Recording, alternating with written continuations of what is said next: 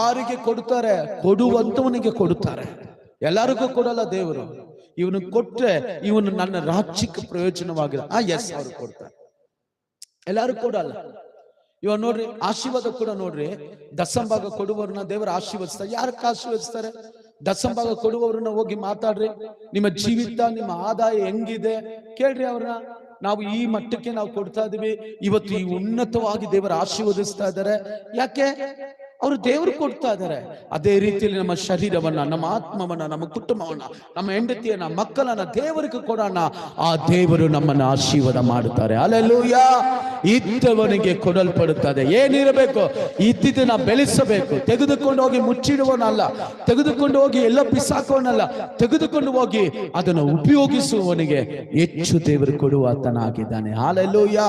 ನಮ್ಮ ಅನುಭವಕ್ಕೆ ಬೇಕಾದದನ್ನ ಏರಾಳವಾಗಿ ದೇವರು ನಮಗೆ ದಯಪಾಲಿಸಿ